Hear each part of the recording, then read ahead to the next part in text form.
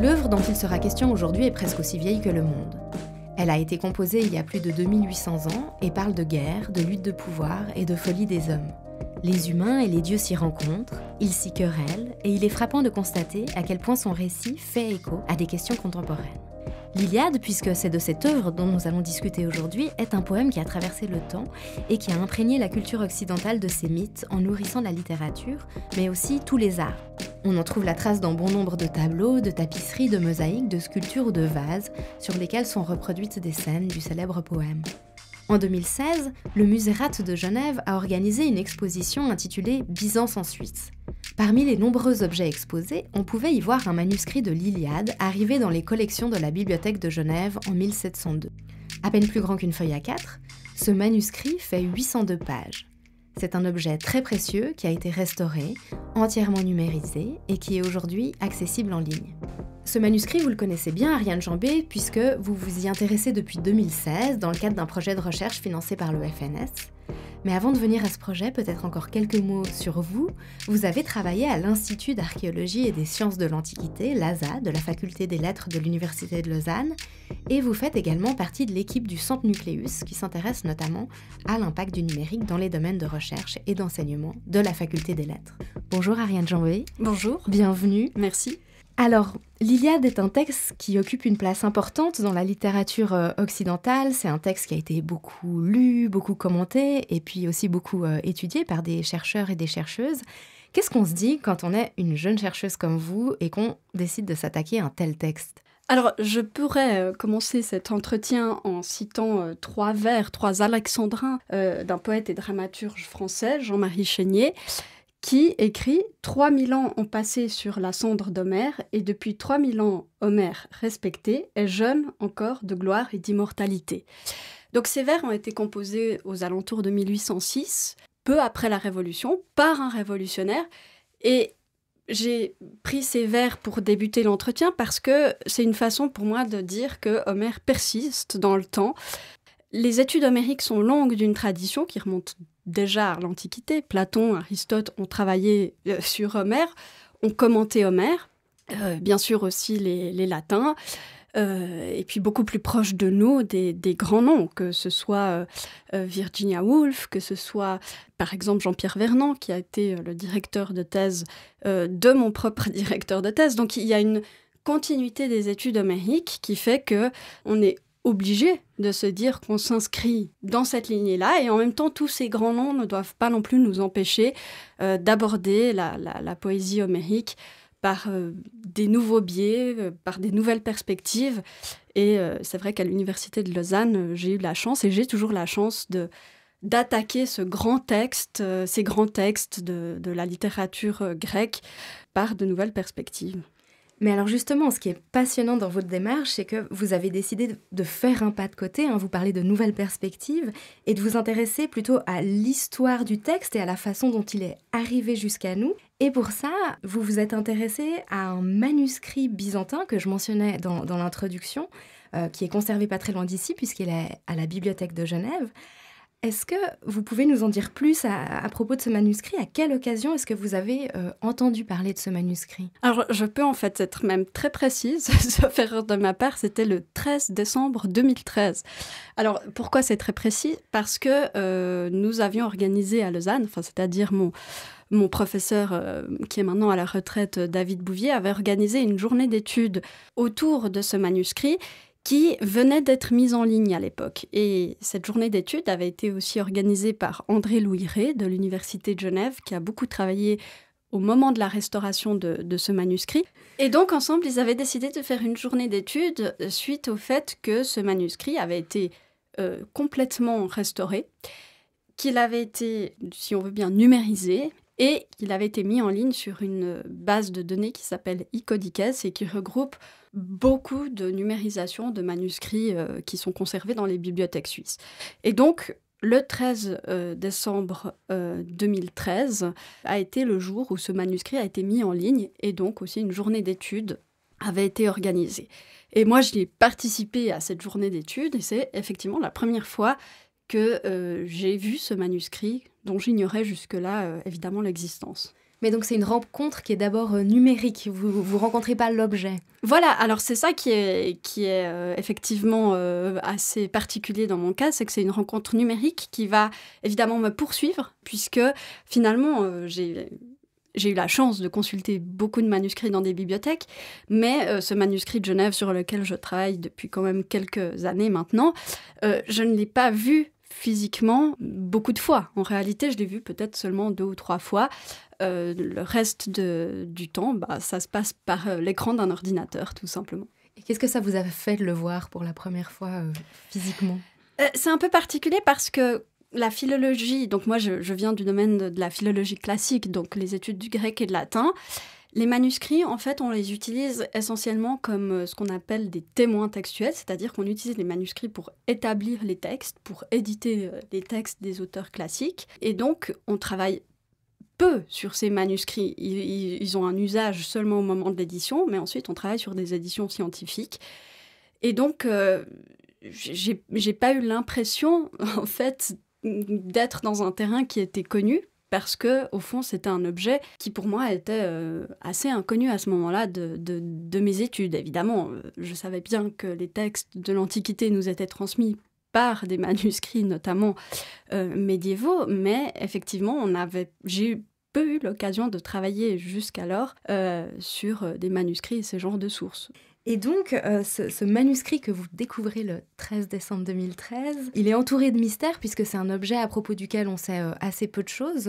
Vous me le disiez quand on a préparé cet entretien.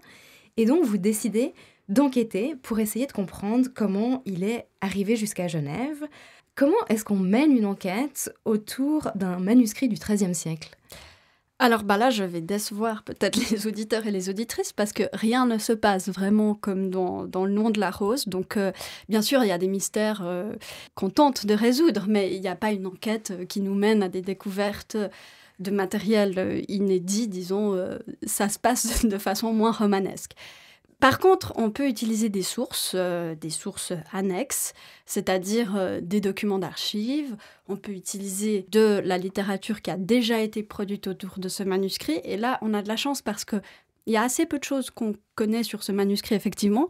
Mais ce qu'on connaît a été publié. Et donc, effectivement, on peut se baser sur ces publications. Et ensuite, on peut aussi feuilleter le manuscrit à la recherche d'indices, de traces. Et ça, souvent, ça mène aussi à quelques résultats intéressants. Et donc, on a comme ça, autour de ce manuscrit, un faisceau d'indices. On a un faisceau d'éléments, de fragments de vie. Et le but du jeu, c'est de mettre ensemble tous ces fragments. Alors, on n'aura jamais, évidemment, la totalité de l'histoire, mais on a des fragments qu'on peut ensuite croiser avec des données de contexte historique. Et en croisant toutes ces données, toutes ces informations, on peut tenter de restituer un scénario crédible sur l'histoire de ce manuscrit. Et alors, comment est-ce qu'il se retrouve à Genève, ce manuscrit ? Voilà. D'où il vient et quel chemin il fait, quel voyage il fait ? Alors, il fait un voyage qui traverse les mers, qui traverse les temps, qui traverse les lieux, qui traverse aussi des courants de pensée. Donc, on peut aborder cette question par plusieurs biais. Et peut-être qu'on peut commencer cette enquête en partant des choses qui sont connues de ce manuscrit. Alors peut-être commencer par dire que c'est un manuscrit en papier et pas en parchemin. Donc le parchemin, c'est issu simplement de peau animale. Le papier, c'est organique, c'est végétal si vous voulez.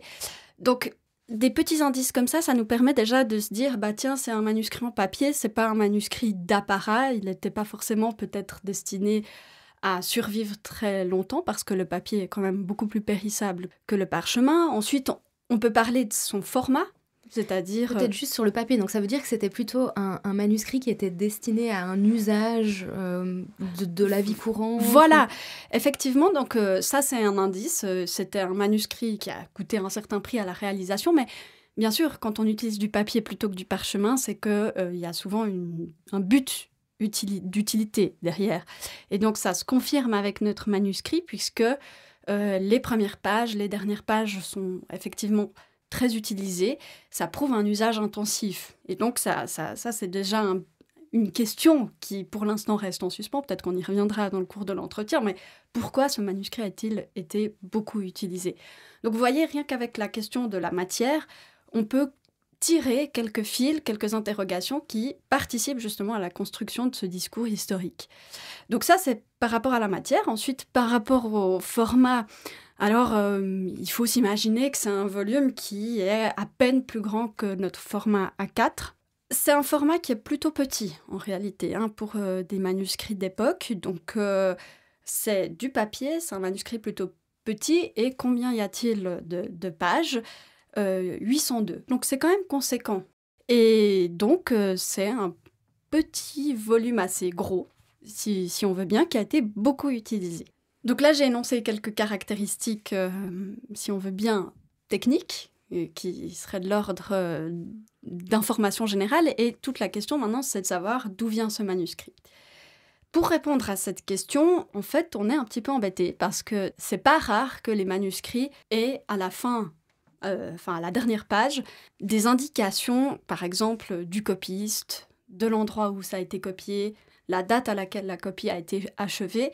Et ça, c'est des informations évidemment précieuses qui nous permettent de caractériser un manuscrit à un moment donné, dans un lieu donné. Pour le manuscrit de Genève, du fait qu'il nous manque, comme par hasard, la dernière page, ces informations qui éventuellement auraient pu être présentes, de toute façon, on les a pas. Est-ce que cette page, elle a été arrachée ? Alors non, rien d'aussi dramatique. Non, c'est simplement que, comme je le disais, le manuscrit ayant été beaucoup utilisé, en fait, on imagine que la dernière page est tout simplement manquante du fait d'une avarie quelconque, en fait. Ça se passe souvent dans des manuscrits qui sont beaucoup utilisés, c'est souvent les premières pages et les dernières pages qui souffrent le plus. Et donc, pour ce manuscrit-là de Genève, il nous manque effectivement la dernière page. Donc, on n'a pas d'indication ni de copiste, ni de lieu, ni de date. Et donc, c'est là que commencent les hypothèses. Alors, on a néanmoins 2 noms, 2 signatures qui sont celles de 2 personnages qu'on connaît par ailleurs relativement bien. Une des signatures dit Manuel Moschopoulos et l'autre Théodore Meliteniot. Alors, on pourrait se dire, on a 2 noms et c'est des personnages qu'on connaît bien, donc c'est parfait, le manuscrit a été rédigé ou a appartenu à ces 2 personnages. Et alors, ces 2 personnalités qui sont connues, qui sont-elles ? Alors d'abord, on a le nom de Manuel Moschopoulos, qui est un érudit du XIIIe siècle. Et donc, lui, on le connaît parce qu'il a rédigé des ouvrages sur la grammaire et la syntaxe grecque. Donc, c'était plutôt un enseignant, visiblement. Et Théodore Meliteniot, lui, vient un petit peu après, au XIVe siècle. Et lui aussi fait partie de cette cour impériale d'intellectuels qui gravitent autour de l'empereur. Lui-même a été nommé Didaskalos ton Didaskalon. Alors, ça veut dire maître des maîtres, c'est-à-dire qu'il était le directeur de l'école patriarcale de Sainte-Sophie, donc toujours à Constantinople. Donc vous voyez, c'est des personnages qui sont caractérisés dans le milieu de l'enseignement, de la transmission à Constantinople. Alors on pourrait se dire, voilà, on a trouvé le lieu, Constantinople, et on a trouvé 2 personnes qui ont eu affaire à notre manuscrit. D'abord, Manuel Moschopoulos au XIIIe siècle, et ensuite Théodore Meliteniot au XIVe siècle. Le mystère n'est pas tout à fait résolu, parce que déjà, on ne sait pas exactement si ces personnages ont été copistes ou possesseurs. Théodore Meliteniot peut avoir été copiste, ça c'est vrai, pour des parties qui auraient été manquantes dans le manuscrit original, et que lui aurait reconstitué, si on veut bien, au XIVe siècle. Manuel Moschopoulos, on ne sait pas. On ne sait pas si c'est lui qui a copié le manuscrit. On ne sait même pas enfin, de toute évidence, il a eu le manuscrit entre ses mains, mais on ne sait pas si c'était lui le copiste. Mais on imagine que s'il y a son nom qui apparaît dans ce manuscrit, c'est qu'il en a eu l'usage. Voilà, alors maintenant, il y a un autre problème, c'est que ces 2 noms, en fait, ont été apposés par quelqu'un d'autre, après Théodore Meliteniot, et donc nous, on ne sait pas qui est cette tierce personne qui donne ces informations-là, et sur quoi elle se base pour évoquer ces noms. Et comment vous savez, excusez-moi, que ces noms ont été apposés par quelqu'un d'autre ? Alors ça se voit par, en fait, l'écriture, qui est une écriture un petit peu plus récente, Et ça se voit aussi parce que on a des autographes, c'est-à-dire que dans le monde, il existe des manuscrits qui ont été rédigés de la main de, par exemple, Manuel Moschopoulos, et on voit bien que ça ne correspond pas. Et en plus de ça, il y aurait une incohérence chronologique, parce que comment Manuel Moschopoulos aurait-il pu écrire que ce manuscrit ensuite aurait appartenu à Théodore Mélitégniote? Il y a un problème chronologique en fait. Donc il faut s'imaginer qu'une tierce personne écrit ces deux noms-là, et au fond c'est les seuls indices qu'on ait, ce qui nous permet au fond de caractériser ce manuscrit comme ayant été copié à Constantinople, quelque part autour du XIIIe siècle, et qu'il a fait partie de ce cercle de l'élite intellectuelle de la cour byzantine. Et au fond, c'est les seuls éléments historiques tangibles qu'on peut avancer. Donc on a une date de rédaction, et puis on a un lieu, Byzance, mais on n'est pas encore à Genève, là. On n'est absolument pas encore à Genève, et donc, effectivement, la question c'est comment arrive-t-il à Genève? Alors ça, là encore, il n'y a pas de preuve irrémédiable, mais on a quand même l'histoire de ce qui arrive pour beaucoup de manuscrits byzantins qui peut nous être utile. Et donc, qu'est-ce qui arrive? C'est que, tout simplement, donc au XIIIe-XIVe siècle, le grec est encore connu, parlé à Byzance, évidemment. C'est plus du tout le cas, en fait, dans ce qu'on pourrait appeler l'Europe septentrionale, donc l'Italie, la France, y compris la Suisse. On ne parlait plus du tout le grec, on ne maîtrisait plus la langue grecque ancienne. Et donc, en fait, il faut comprendre que beaucoup de ces manuscrits en langue grecque sont arrivés dans l'Europe septentrionale à la suite d'échanges diplomatiques, d'échanges culturels, d'échanges économiques entre la Byzance des XIV-XVe siècles et, si on veut bien, les empires européens de cette époque.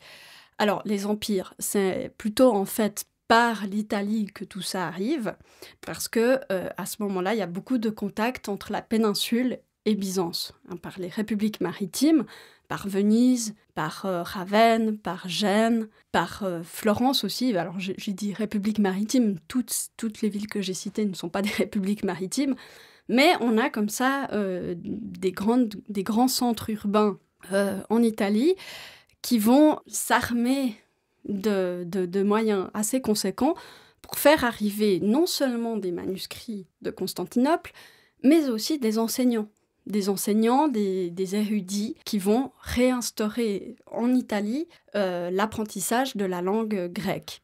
Et donc le destin de beaucoup de ces manuscrits, donc celui de Genève, mais d'autres, c'est d'avoir traversé la mer, d'avoir rejoint les rives de la péninsule italienne en partant de Constantinople avec les enseignants. Et ensuite, qu'est-ce qui s'est passé pour ces manuscrits quand ils sont arrivés en Italie avec les enseignants?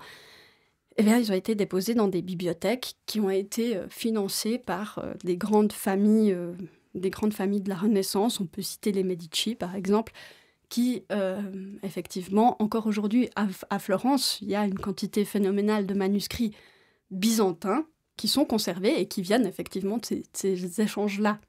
Et donc ça veut dire qu'en fait, il y a une volonté de redécouvrir ou de réapprendre le grec à cette époque. Voilà, et c'est tout à fait constitutif du Rinascimento italien, en fait, de la Renaissance, de se dire on a perdu l'apprentissage d'une langue, on a perdu l'usage d'une langue, on a perdu la connaissance d'une langue, et il s'agit en fait maintenant de mettre en œuvre tout un système, si on veut bien, par des bibliothèques, par des lieux dédiés, tout un système de réapprentissage de la langue. Et donc, beaucoup de ces manuscrits, en fait, ont été utilisés pour réapprendre le grec. Mais on ne maîtrisait plus le grec. Alors, une fois que j'ai dit ça, vous allez me dire « Oui, mais là, on n'est toujours pas à Genève, on est en Italie. » Donc, ça répond pas tout à fait à la question. On pense donc que le manuscrit de Genève a d'abord fait une étape en Italie. Alors certains chercheurs, sur la base d'arguments scientifiques, peut-être je ne vais pas les discuter ici, mais on dit « Ah, peut-être il serait arrivé à Venise. Il pourrait y avoir un destin vénitien pour le manuscrit de Genève, ça reste à confirmer. » Mais c'est effectivement probablement en Italie qu'il est arrivé, et c'est probablement en Italie qu'un personnage important l'aurait acheté. Et ce personnage important, c'est Henri Estienne. Et alors cet Henri Estienne, qui est une figure importante de l'édition en Suisse au XVIe siècle, qui c'est exactement ? Avant de parler d'Henri Estienne, en fait, on peut s'intéresser à son père, Robert Estienne, qui est un personnage connu de celles et ceux qui travaillent sur les imprimeurs du XVIe siècle, qui s'intéressent au monde culturel qui entoure François Ier. Alors pourquoi je cite François Ier ? Parce que François Ier a eu une politique, à la suite du Rinascimento italien, a eu une politique pour favoriser les études de grec. Et donc on voit, si on veut, dans le monde francophone, les études de grec qui commencent à fleurir sous François Ier. Et lui-même décide d'avoir des imprimeurs royaux, donc financés par ses soins, et qui sont chargés de créer des éditions de textes, alors en latin, en langue hébraïque, mais aussi en grec. Et alors, que se passe-t-il ? Robert Estienne, lui, naît aux alentours de 1503, et en 1540, il devient imprimeur royal pour la langue grecque. Alors, ça veut dire quoi, devenir imprimeur royal ? Ça veut dire que, déjà, vous devez avoir en votre possession les caractères d'imprimerie en langue grecque, ce qui est loin d'être une évidence, parce que, bien sûr, c'est beaucoup plus compliqué à réaliser que des caractères d'imprimerie latins, qui étaient déjà assez courants, si on peut dire ça comme ça. Et donc, Robert Estienne, du fait qu'il est imprimeur royal, va avoir la possibilité de faire graver par Claude Garamond. Celles et ceux qui utilisent des logiciels de traitement de texte peut-être connaissent la police Garamond, qui vient de là. Donc Robert Estienne a eu la chance d'avoir comme typographe Claude Garamond, qui lui a fourni un jeu de caractères grecs finement réalisé, et donc c'était parmi les caractères d'imprimerie les plus beaux jamais réalisés, et en tout cas dans le monde francophone c'était les plus beaux caractères d'imprimerie. Donc c'était très utile pour Robert Estienne d'avoir été nommé imprimeur royal, parce que ça lui constituait un stock de caractères grecs qui vont avoir un destin tout à fait particulier, mais j'y reviens dans un instant. D'abord, il faut souligner que ce XVIe siècle est aussi celui du mouvement de la Réforme, mouvement qui suscitera l'adhésion toujours plus marquée de Robert Estienne. Et donc, même si pendant un temps il a été protégé par François Ier, il est de plus en plus inquiété. Donc, qu'est-ce qui se passe ? En 1550, il décide de se réfugier à Genève, évidemment la cité de Calvin. Et donc, en arrivant à Genève, il emporte avec lui ces fameux caractères d'imprimerie grecque, ce qui a d'ailleurs été l'objet ensuite d'un incident diplomatique assez important entre le Royaume de France et la République de Genève. Et tout ça pour dire que à Genève, en 1550, s'établit cette imprimerie de Robert Estienne. Et lui-même meurt en 1559, à la suite de quoi il laisse son imprimerie, évidemment, à son fils Henri. Et donc, Henri Estienne reprend l'imprimerie de son père, et lui se consacre à l'édition de textes d'auteurs classiques. En fait, c'est un personnage très important pour les études des éditions de textes classiques, parce que c'est le premier à publier, en caractère d'imprimerie, l'œuvre complète de Platon, par exemple. C'est quand même quelqu'un de très important. Et alors, quel est le lien, en fait, entre Henri Estienne et ce manuscrit du XIIIe qui est venu de Byzance jusqu'en Italie, Venise peut-être, et puis Genève ? Alors, Henri Estienne a beaucoup voyagé pendant ses jeunes années un petit peu partout, notamment en Italie, bien sûr.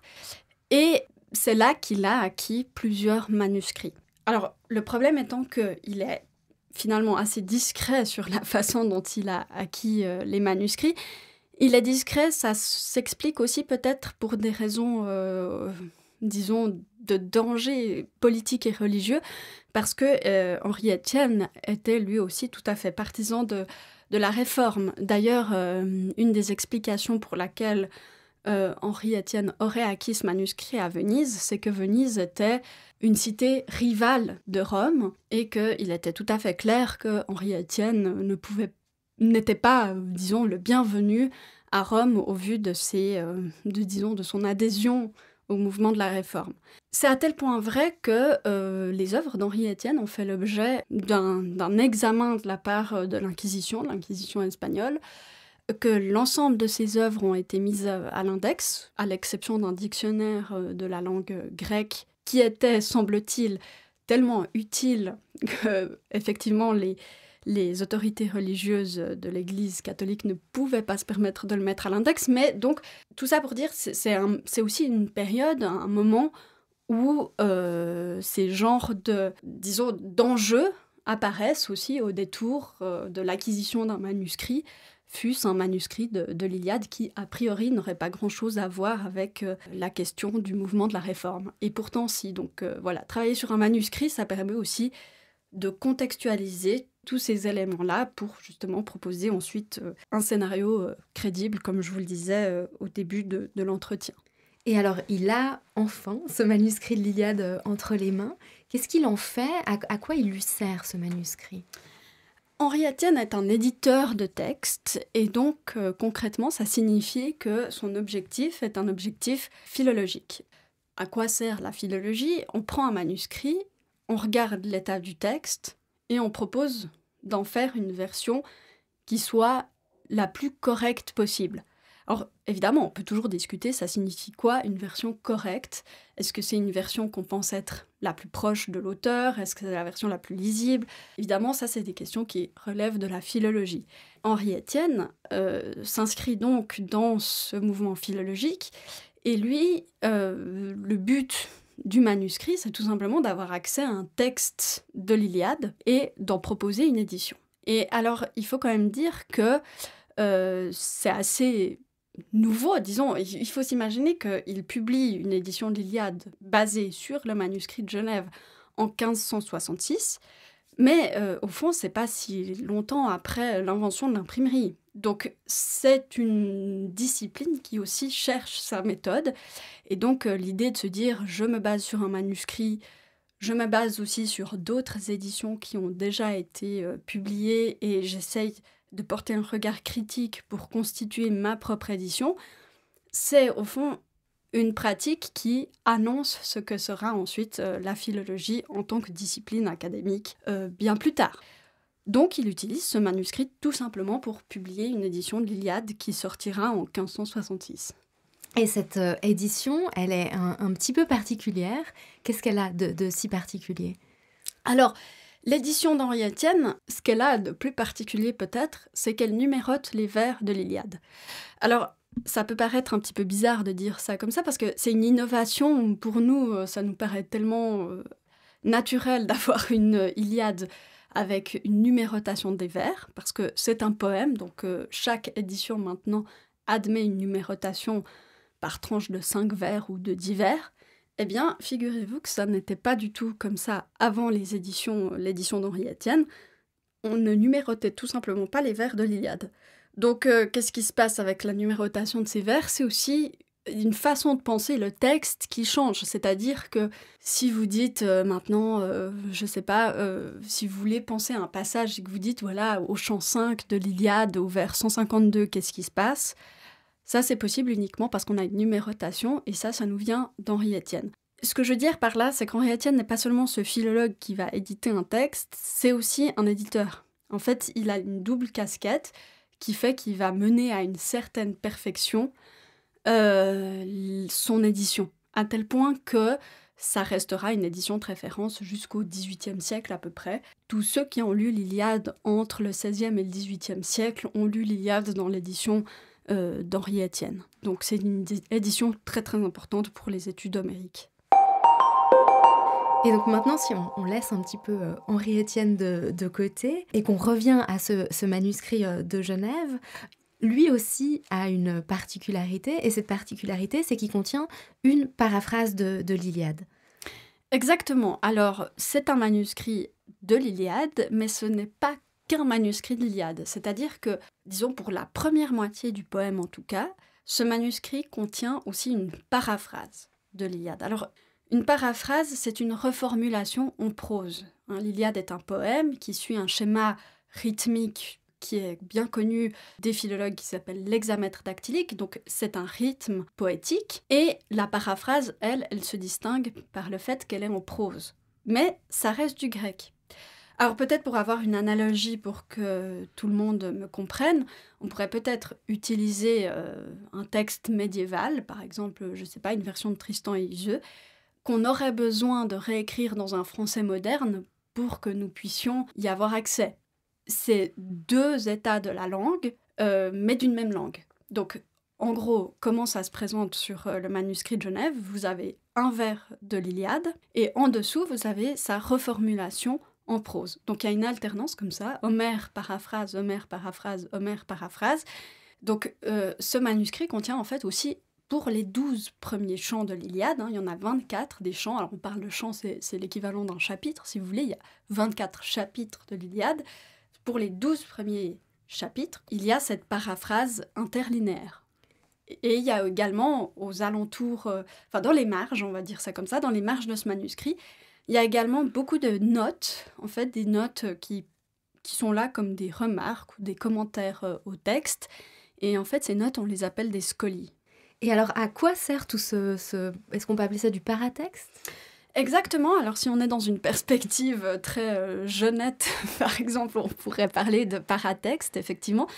Alors, en fait, c'est du paratexte, c'est du matériel exégétique. Donc, ça veut dire quoi? Ça veut dire que l'Iliade est un texte compliqué et donc nécessite un certain nombre d'explications. Et au fond, la première difficulté quand on accède à un texte, c'est celle de comprendre le sens. Et donc, la meilleure des stratégies pour comprendre d'une façon assez immédiate le sens d'un texte, c'est de le reformuler.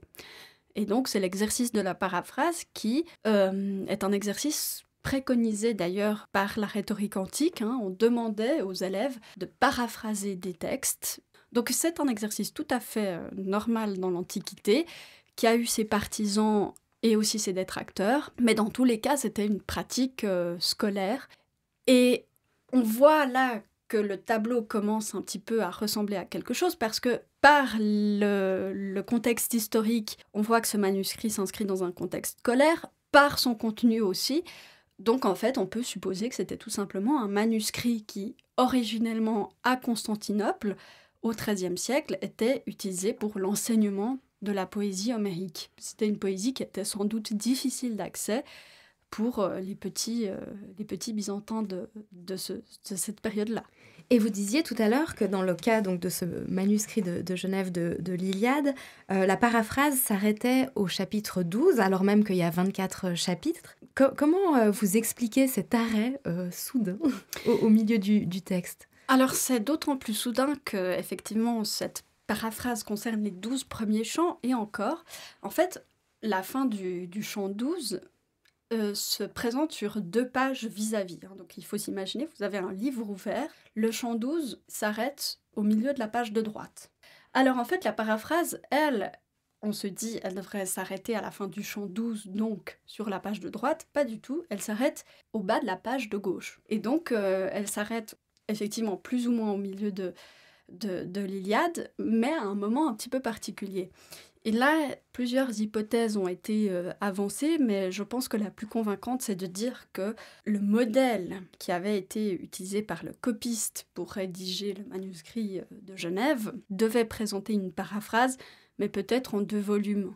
En fait, tout ça, ça nous ramène à la question de la matérialité du support. Je vous ai indiqué que le manuscrit faisait 802 pages, et en fait, si vous ajoutez une paraphrase interlinéaire, vous doublez votre volume. Donc la question qui se pose, c'est est-ce qu'un manuscrit qui aurait fait peut-être 1200 pages, est-ce que c'était tenable? Enfin, est-ce que le support n'aurait pas été mis en danger par un trop grand poids? Après, on peut tout simplement plus ouvrir un manuscrit qui est trop lourd. Donc, il y a des questions un peu matérielles qui se posent, et effectivement, il est assez vraisemblable que, vu que ça s'arrête quand même plus ou moins à la moitié de l'Iliade, le modèle originel avait une paraphrase en 2 volumes. Et maintenant, si on en vient à vos propre recherche sur ce texte et ce manuscrit surtout, vous avez décidé de mettre en place un outil numérique qui s'appelle l'Iliadoscope. Qu'est-ce que c'est cet Iliadoscope? Alors, à ce stade, et avant toute chose, je voudrais préciser que c'est effectivement un outil qui a été développé dans le cadre d'un projet FNS, et donc je n'étais pas seule. Je me dois quand même de citer mon directeur de thèse, le professeur David Bouvier, que j'ai déjà, je crois, mentionné, mais aussi notre informaticien. Nous avons eu la chance de pouvoir engager un informaticien dans le cadre de ce projet, Simone Zenzaro. Et en fait, l'idée, c'était de se dire, la poésie homérique, plus que peut-être toute autre poésie, interroge la question des supports. On passe d'une poésie qui d'abord a été transmise oralement à un texte qui est devenu écrit, mais d'abord il est devenu écrit sur des papyrus, ensuite sur des volumens, ensuite il y a eu le codex, donc le codex c'est le manuscrit, c'est ce qui va annoncer le livre, ensuite il y a eu l'imprimé, on en a longuement parlé tout à l'heure. Au fond, est-ce que l'outil numérique, l'interface numérique n'est pas le prolongement d'une série de supports ? Et donc, à partir du moment où on avait eu accès, où le premier accès à ce manuscrit avait été par le biais du support numérique, il nous paraissait finalement assez naturel d'utiliser une interface numérique pour faire quoi ? Alors, tout simplement pour mettre en vis-à-vis l'Iliade à cette reformulation.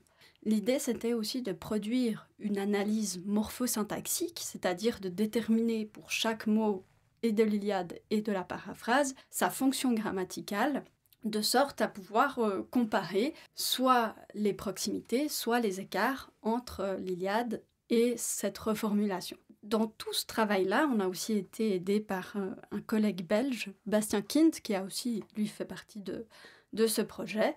Et donc, je voulais aussi le citer parce qu'il a beaucoup contribué à notre projet.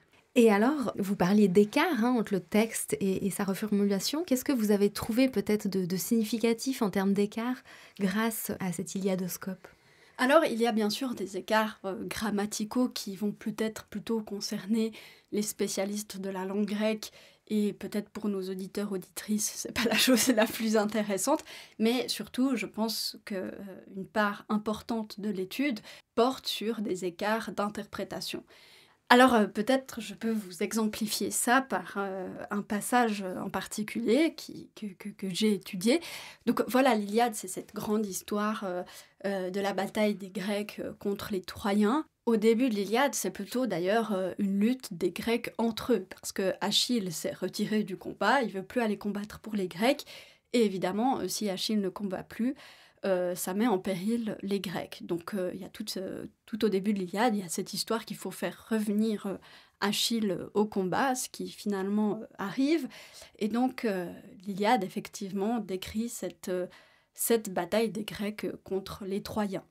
Au bout d'un moment, il se passe qu'il y a un héros troyen qui s'appelle Sarpédon, qui est blessé. Et ce héros troyen, son père, c'est Zeus. Et évidemment, Zeus ne veut pas que son fils meure pour le moment, donc il se dit, je vais lui laisser la vie sauve. Et Sarpédon est extrait du champ de bataille par ses compagnons, il est déposé auprès d'un chêne, et là, il perd conscience. Et c'est seulement parce qu'il y a le vent du nord, le borée, qui souffle sur lui, qu'il reprend force, si on veut bien, qu'il reprend conscience. Donc il y a cette perte de conscience de ce héros troyen au milieu d'une bataille. Et là, la paraphrase, plutôt que de dire que Sarpédon perd conscience, elle va utiliser un verbe qui est celui de la résurrection. Alors en grec, c'est zoopoieo, donc littéralement fabriquer la vie, faire la vie. Et donc, vous voyez, il y a un écart. L'Iliade ne disait pas que Sarpédon ressuscite, mais la paraphrase, oui. Et en fait, pour être ressuscité, ça veut dire quoi ? Ça veut dire qu'il faut être préalablement mort, évidemment. Donc l'Iliade ne sous-entend pas du tout que Sarpédon meurt et que c'est le souffle de Borée qui le ramène à la vie, mais la paraphrase, oui. La paraphrase fait de Sarpédon un être mort qui va retrouver la vie par le souffle de Borée.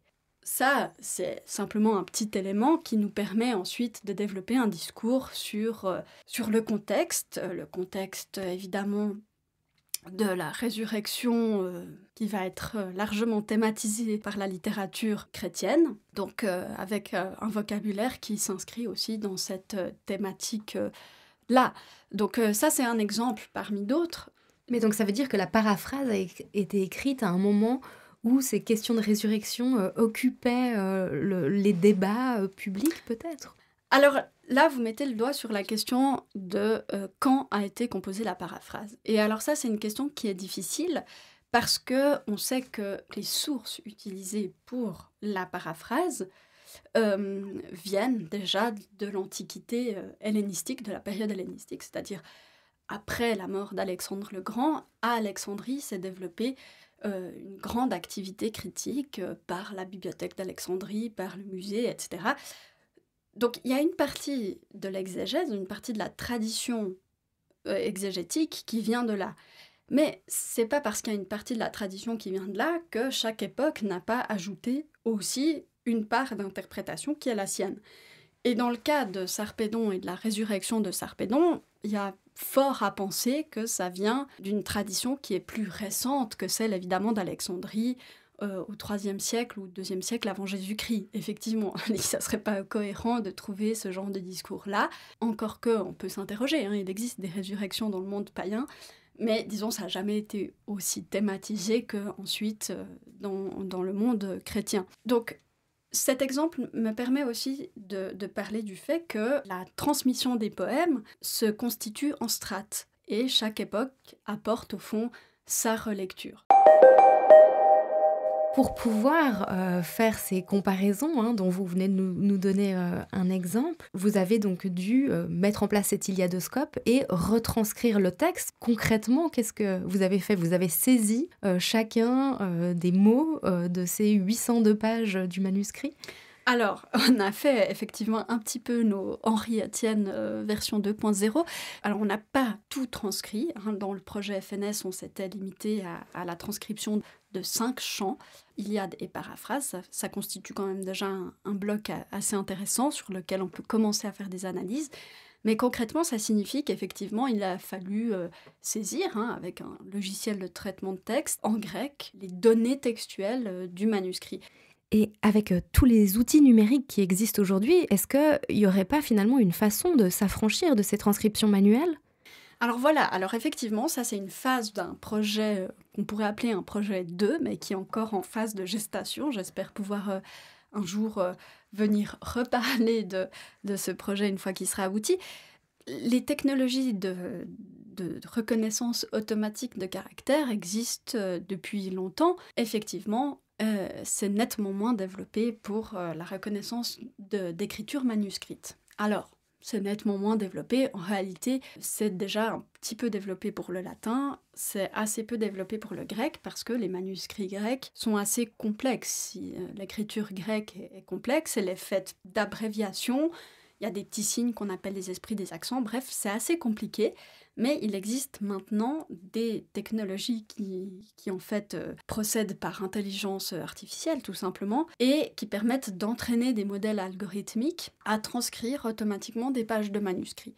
Donc dans une phase finale du projet, nous avons voulu tester un petit peu ces outils-là sur notre manuscrit. Il faut dire qu'en 2013, c'est des technologies qui n'existaient même pas encore. Donc quand on a commencé à penser à un projet, etc., c'est des choses qui n'existaient tout simplement pas, et ça s'est développé ces dernières années. Donc, on a eu la chance de pouvoir faire quelques tests avec une équipe parisienne, et là aussi, je cite Chan Vidal-Goren et Bastien Kint, que j'ai déjà cité, parce que c'est des personnes qui nous aident dans cette phase-là du projet. Donc, avec eux, nous avons travaillé autour de cette reconnaissance automatique d'écriture manuscrite pour notre manuscrit, tout simplement. Donc, nous avons envoyé à Chan Vidal-Goren les images du manuscrit et les transcriptions que nous avions faites. Et lui, avec son équipe, a croisé ces données de sorte à produire un algorithme, et surtout, non seulement à produire un algorithme, mais à entraîner cet algorithme. C'est-à-dire que l'algorithme devait analyser l'image et devait arriver au résultat de la transcription qu'on avait fournie. Donc associer en fait une image à une transcription. Exactement. En fait, l'étape que nous n'avons pas encore réalisée dans notre projet, mais qui serait en fait l'étape ultime, c'est d'associer le texte et l'image. Et donc, une fois que notre algorithme a été suffisamment entraîné, on s'est dit pourquoi pas le tester sur des parties que nous n'avons pas transcrites. Donc c'est ce que nous avons fait et nous avons été très surpris en bien du résultat, à savoir que l'algorithme reconnaît à 97% l'écriture de notre manuscrit. Ça veut dire que notre modèle, notre algorithme, est capable de transcrire une page du manuscrit de Genève avec une assez forte fiabilité. Ça ne veut pas dire qu'il n'y a pas un travail de correction à faire, hein, il y a un travail de relecture, donc on ne délègue pas à la machine notre travail, c'est simplement qu'on s'économise un temps de transcription qui, effectivement, est très chronophage et on peut accéder plus immédiatement au travail qui nous intéresse, c'est-à-dire l'analyse de ces écarts entre l'Iliade et sa paraphrase. Et peut-être qu'on peut faire le lien avec l'émergence d'un discours technophobe qui tend à se développer aujourd'hui avec l'arrivée d'outils comme ChatGPT pour n'en citer qu'un seul. Mais là, en fait, on voit bien dans votre cas comment un outil numérique peut vraiment aider les chercheuses et les chercheurs à gagner un temps très précieux pour se consacrer à ce qu'une machine ne peut pas faire, à savoir de l'analyse par exemple. Alors oui, parce qu'il faut bien s'imaginer que nous avons à peu près en 5 ans transcrit 5 chants. L'idée n'est pas de déléguer tout notre savoir à la machine, l'idée est simplement de dire il y a une machine qui peut nous amener à une étape et allons à cette étape directement, sautons toute la phase de transcription, parce que si la transcription c'est une année égale un chant, il y a 24 chants, donc il nous faut 24 à 25 années de travail. Il y a un intérêt ici pour ce type de travaux à passer par des technologies qui nous permettent effectivement d'accéder à un résultat auquel on serait de toute façon parvenu. Peut-être que ça peut être le mot de la fin. J'espère qu'on vous reverra avant 24 ans ou 25 ans. J'espère aussi. Et que, que tous ces outils vont effectivement vous faciliter le travail. Merci beaucoup Ariane Jambet pour Merci à vous. Temps et c'était vraiment passionnant. Merci à vous. À bientôt. À bientôt, au revoir.